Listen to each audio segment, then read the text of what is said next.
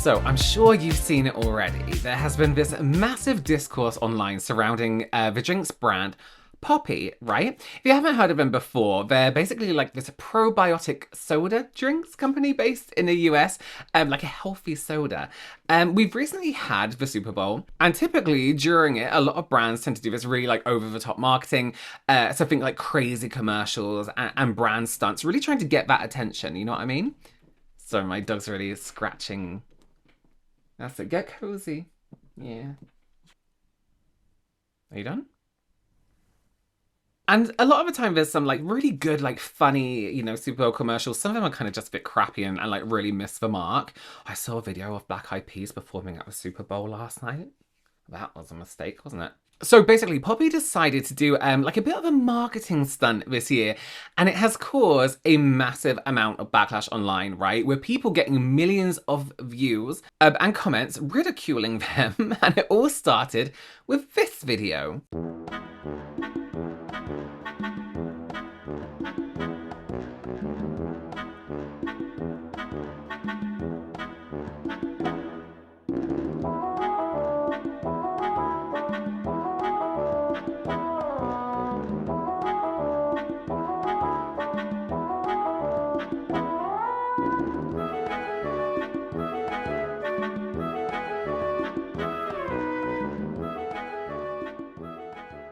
You basically see in this video, we have this whole, oh, I just spat everywhere. That was wild.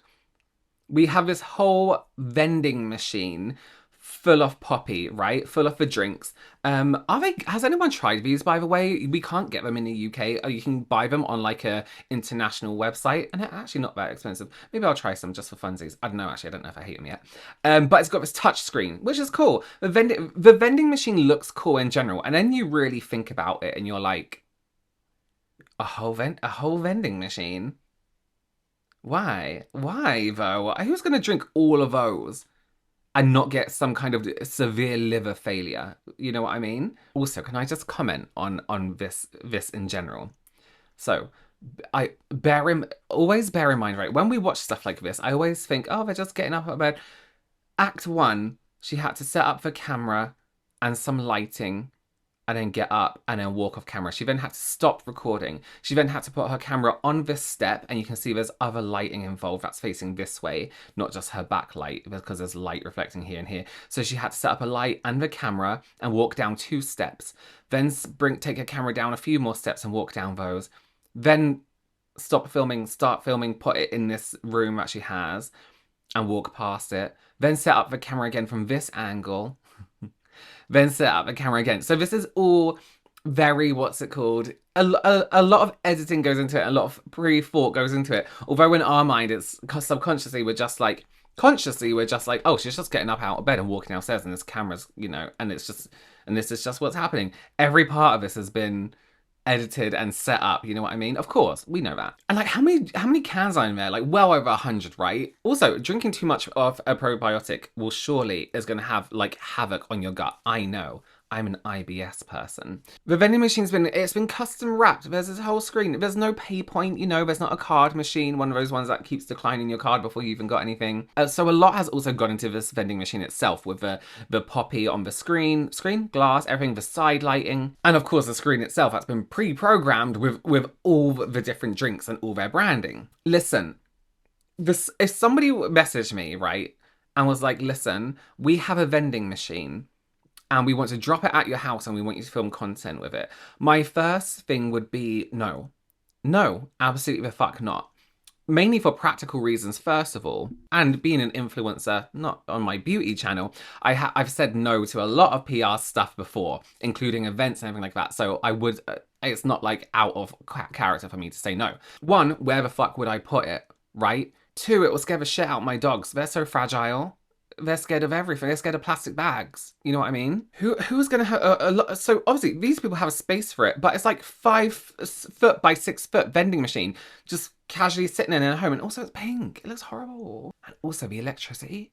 You better be paying my bills, my electricity bills. I'm gonna have this on all night, pretending to drink out of it, 24 hours a day on, blinking with its screen. No. So if these were gifted originally, right, a lot of different information, there's a lot of information regarding this.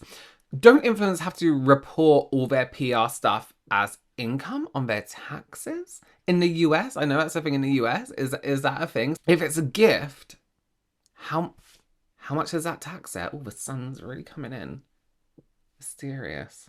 Something like not a lot of people may know, vending machines are absolutely chronic for breaking. It is usually why big brands will hire them from like a third party and have them custom wrapped instead of like buying them and keeping their own. That way the third party they work with can like regularly get out to be able to update them and perform maintenance on them instead of like buying your own and owning that vending machine. Right, this hair. Buying a machine like this outright is an absolute horrible idea.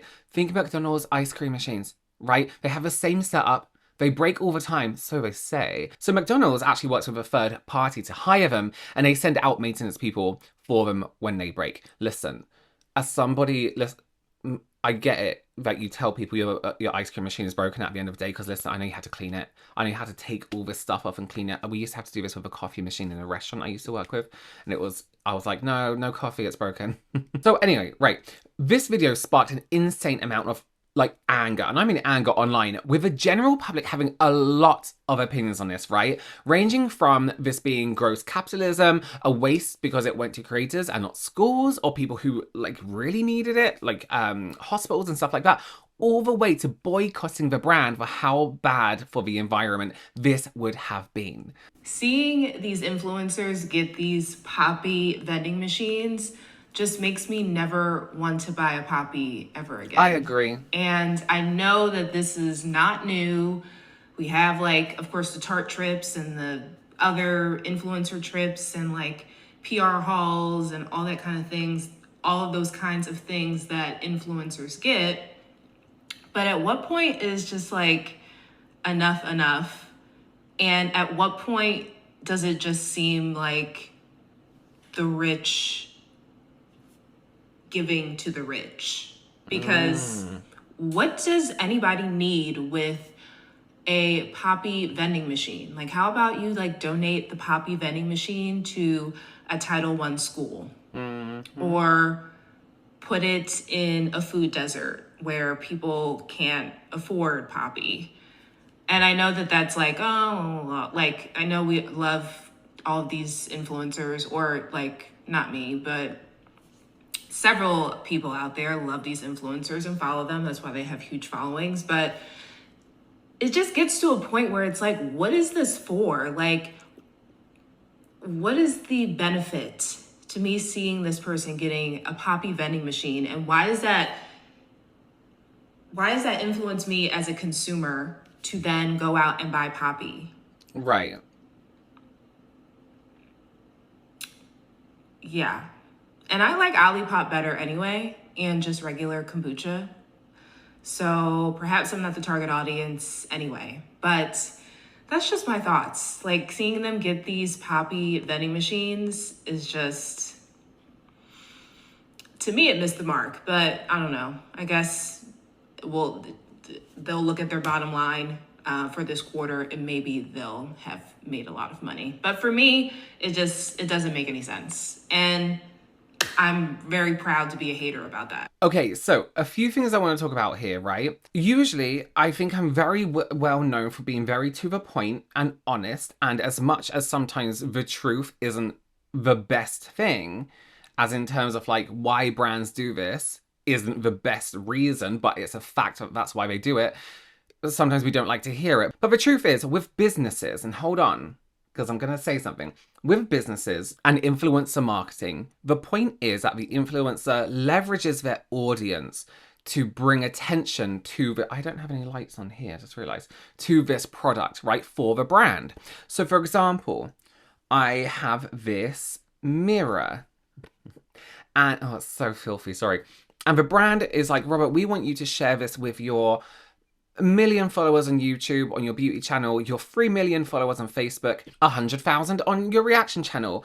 Because we know then a guaranteed, not everyone's going to watch it, but a guaranteed portion of those people are going to see it, and therefore it could lead to a transaction. It's quite easy to do that with small things. Beauty companies, skincare, makeup. Amazon links. You know what I mean? Things like that. And a lot of the time you'll see people saying, why don't brands send things to their customers, to normal people, to, not in air quotes, regular people? And I always say, as amazing as that would be, as much of a great idea that would be, it doesn't benefit the company. And at the end of the day, the company wants to make money. That's business. Businesses want to make money. That's why when people say things are like a cash grab that brands do, yeah, it is, because they want to make money. Of course it is. You know what I mean? It's like when people watch a video and they don't like it. It's like, you're just doing this for views. Yeah, because when you make a YouTube video, you want people to watch it. You know what I mean? And listen, being a beauty influencer, you do get some crazy packages, but it's usually a big box full of products, right? It's not a fucking vending machine. And and people can see themselves buying something from that range if they want to. However, I do agree with Jade here. And this is like being like, oh, you're an influencer. By the way, not all influencers are rich. Just so you know. But if they are rich, let me be a company and send you something that actually you may be able to afford to buy. Not necessarily a vending machine, but it's like, why are you getting why are you getting all these huge elaborate things when you're rich? You know what would have been cute? Small box shaped as a vending machine. Like that papery plastic and a little bottle of whatever they can in there. It's a small vending machine. And that vending machine then turns into storage, you know? Or something.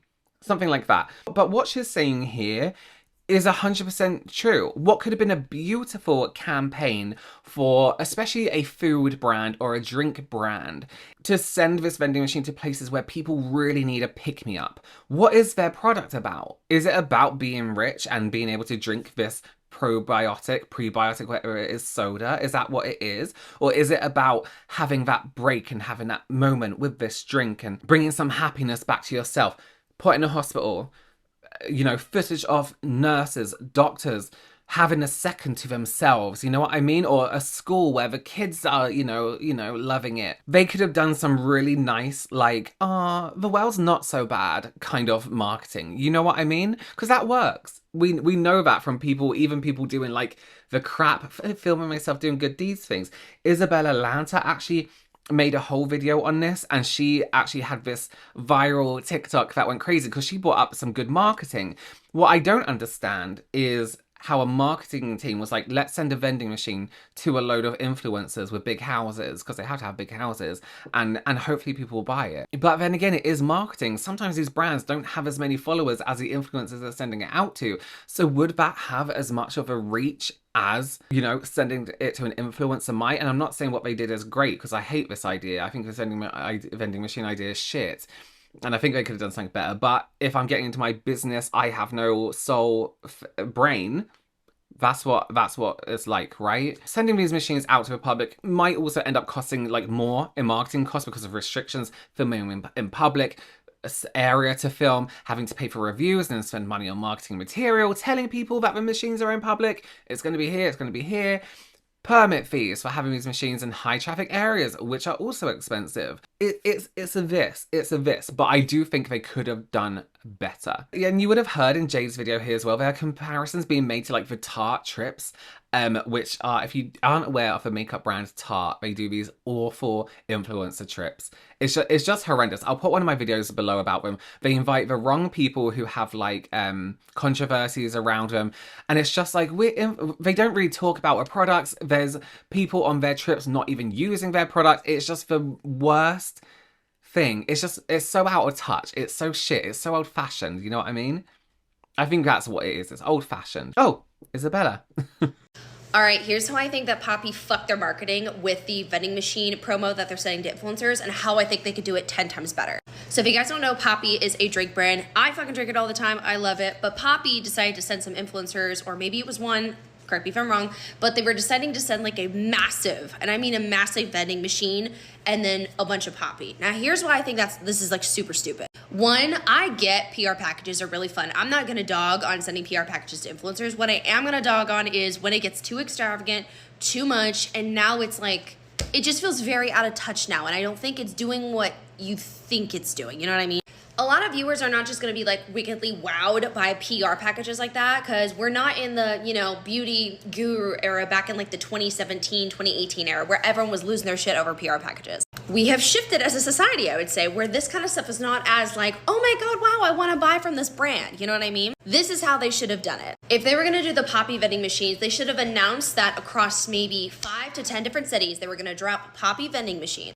And I'm talking that these vending machines need to be maybe in like a college, maybe there needs to be one in like a library. Like, I don't know, just think of like locations to put that would be popular, that would get a lot of people wanting to go. But then you also have to create an additional incentive for people to go. Like, why should they go? Why should they post about it? Why should they even talk about it to begin with? That's when you do kind of like a Willy Wonka thing where you have something special attached where it's like dropping the newest flavor of Poppi. So for people who go to the vending machine, one lucky person might be able to be gifted a new flavor drop. Now, how I think this is going to perform better is if you have a bunch of people who are everyday individuals that are trying to hunt for the newest flavor, it's going to have 10 times more people posting about it, which is going to have more people try and go to the vending machines, and more people will be posting their experiences and their Poppi machine hauls to see if they got the special flavor. Now, I don't know, there's probably many other ways that they could have done this, but I think this would have been so much better because you're interacting with everyday people, not just influencers. This is something that people would get excited about. It would inherently make people want to share about it. Therefore, the marketing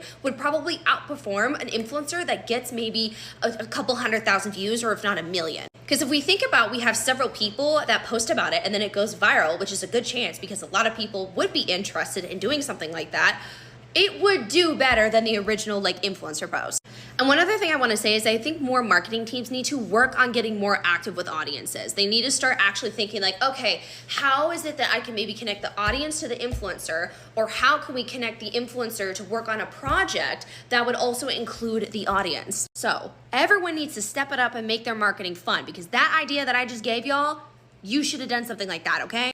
Anyways, that's it, bye. I completely agree with a shift in how people see and view PR, right? If you're not getting PR, it's not impressive. No one's impressed. You've seen a bunch of influencers on a boat.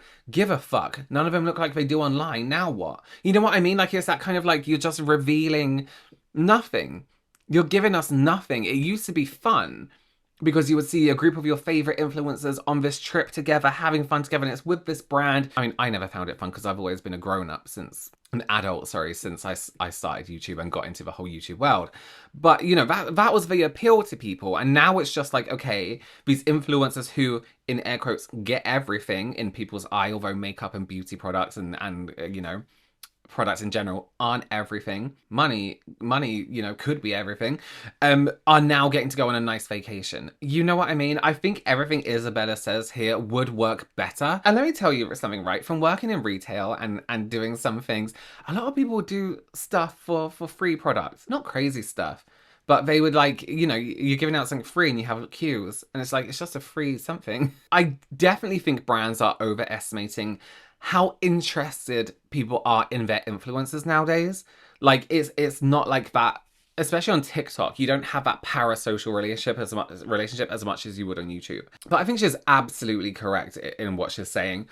Anyway, one brand that isn't missing with their marketing around all of this is Poppi's competitor, Olipop, right? They're basically the same sort of vibe in terms of product, and they have been everywhere during all of this drama, leaving some super shady comments on videos where people have been slating Poppi, right? For example, please. So this says on screen, the person's video says, a company who sends only rich, famous influencers whole vending machines, a company who sends regular people a Latino with 40 products, a product. Olipop is for the people. Olipop says, we see you. Olipop say, last year we actually made a concerted effort to gift real customers in lieu of influencers. This for a very reason. Keep an eye on us. Someone said in their video, Poppi just didn't read the socio-economic climate. Yeah, people don't like to see overconsumption when they're struggling to pay bills. Out of touch. Exactly. Olipop says, preach. Olipop says it's $8 million per 30 seconds for an Super Bowl ad, and it was a 60-second ad. So, all right. Listen, I have to be a little bit honest here. I do think it's a bit tacky to be slating your competitor so openly like this in comments. You know what? Remember that video we did about the fake bags and all that kind of stuff, and the brand did this like, here's the facts kind of video. I think that's a good way to come back at it, because sometimes in the comments section it can be a little bit misinterpreted and you can come across like a bit like a dick, you know what I mean? But since Olipop has been leaving these comments, videos have been popping up constantly of people coming online to try both the brands side by side as well. As well as people showing restocks where they're pouring their poppy down a drain. Strangely hypocritical considering the whole waste and the whole vending machine situation. Drink it, you paid for it. And replacing their fridges with Olipop, right? So after all of this backlash and rival companies swooping in to take their customer base, you might be wondering what Poppy had to say about all of this. Okay, guys, I just got back and I've been hearing a lot of negativity, and so I wanted to get on here and chat with you guys directly. I've always been on here sharing my authentic thoughts with you, and it would be very unlike me and Poppy to not just talk about this head on with all of you and all the social conversations going on. So first of all, I want to say I hear you. And there's a lot of misinformation being spread out there by one of our competitors, from our plans to the price tag of $25K, which is not what it costs, and that is not true. This vending machine campaign, it was put in place to bring awareness to the biggest soda moment of the year, the Super Bowl. We wanted to share Poppy with creators across the US who were hosting Super Bowl parties for their friends and their family. Creator marketing has always been a staple of Poppy's brand since we launched in 2020. But I know that it's you, our community, that has been the biggest part of our success. As a female founder, I have always been so obsessed, and it's been a big passion of mine to get Poppy to as many people as possible. So after this weekend, as we've always done in the past and was always been part of the plan for all of our campaigns and all of our activations, it was always our intention to share these with you through marketing events, community pop-ups, and giveaways. But one of the things that has made Poppy so successful is that we listen to you and our community. We can always learn and do better.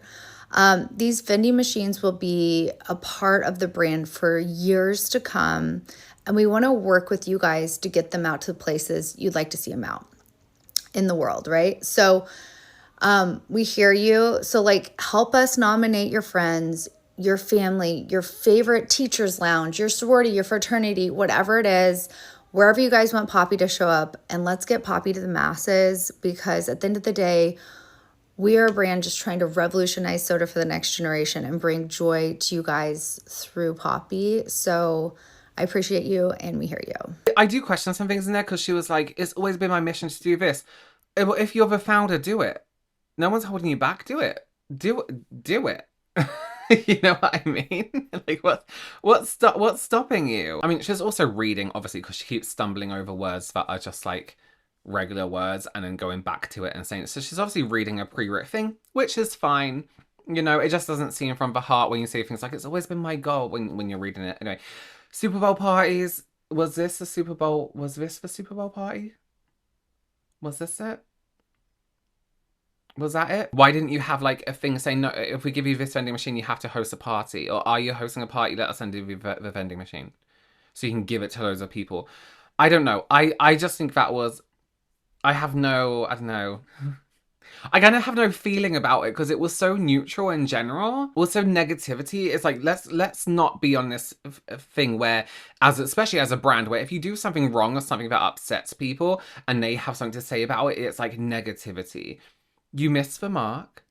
And again, I don't understand how you can be someone in business and think the world is going through something economically, but you think the best thing to do is sending a vending machine to people. I don't understand that. The 25K price tag might be wrong, but guaranteed, it's not far off, you know? Of course, it's the consumer that is at the heart of the brand.